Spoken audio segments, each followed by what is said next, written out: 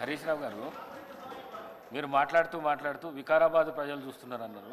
వికారాబాద్ ప్రజలు కాదు, రాష్ట్ర ప్రజలు, దేశ ప్రజలు, ప్రపంచ ప్రజలంతా చూస్తున్నారు. ఒక్క వికారాబాదే కాదు. దయచేసి ప్లీజ్ సార్, ఇప్పుడు ఒక విషయం,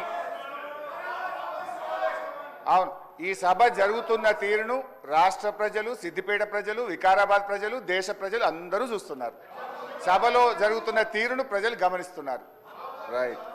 అధ్యక్ష, గౌరవ డిప్యూటీ స్పీకర్ గారు, గతంలో సభ ఎట్లా జరిగింది, ఇప్పుడు ఎట్లా జరిగింది అని ఒక్క నిమిషం. I'm quoting rules book. Deputy CM, అదే సారీ, సీఎం అవుతారేమో ఫ్యూచర్లో, మంచిదే కదా. We want him to become a CM. అయితే అధ్యక్ష,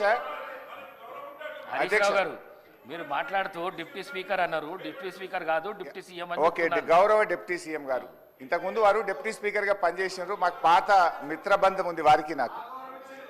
అయితే అధ్యక్ష, గౌరవ డిప్యూటీ స్పీకర్ గారు, డిప్యూటీ సీఎం గారు గతంలో ఇప్పుడు ఉన్న రూల్స్ గురించి మాట్లాడారు. I'm quoting rules book sir, assembly rules book, page number 86,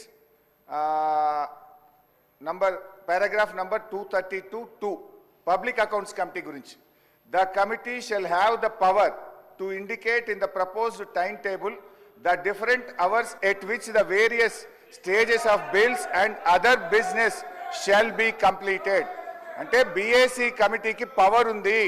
shell అక్కడ ఏమన్నది, షెల్ హ్యావ్ ద పవర్ అని స్పష్టంగా చెప్పిండ్రు. BACలో ఏ బిల్లులు పెట్టాలి, ఎప్పుడు పెట్టాలని చర్చించిన తర్వాతనే పెట్టాలని రూల్స్ బుక్ చెప్తుంది.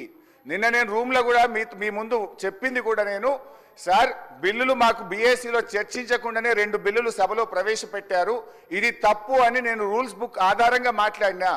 నేను రూల్ మాట్లాడినా కానీ బట్టి గారేమో లేని ఆవేశం తెచ్చుకొని కాంగ్రెస్ పార్టీ చేసిన అప్పులు బయటపడుతున్నాయని చెప్పి సభను తప్పుదో పట్టించడానికి వారు ఉపన్యాసం చేశారు. నేను ఉపన్యాసంలోకి పోను, నేను అప్పుల గురించే మాట్లాడతాను. గౌరవ బట్టి విక్రమార్క గారు చెప్పిన లెక్క ప్రకారంగా 1,27,208 కోట్ల రూపాయలు ఏడాది కాలంలో కాంగ్రెస్ ప్రభుత్వం అప్పు చేసింది.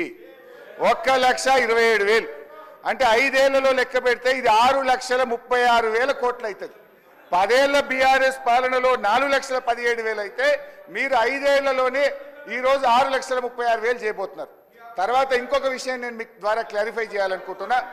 గౌరవనీయులు బట్టి విక్రమార్క గారు, మేము ప్రివిలేజ్ మోషన్ దేని మీద ఇచ్చామో మీరు క్లారిఫై చేయాలి.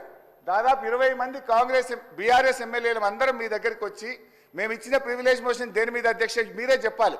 వారేదో నేను మధురలో మాట్లాడిన దాని మీద ప్రివిలేజ్ మోషన్ ఇచ్చినామని సభను తప్పుదో పట్టించే ప్రయత్నం చేసినారు. మేము ప్రివిలేజ్ మోషన్ ఇచ్చింది వాస్తవ అప్పులు 4,17 అయితే 7 లక్షల కోట్లు అని చెప్పి వీళ్ళు సభను తప్పుదో పట్టించారు. పోయిన బడ్జెట్ స్పీచ్లో తప్పుడు ఫిగర్ చెప్పారని చెప్పి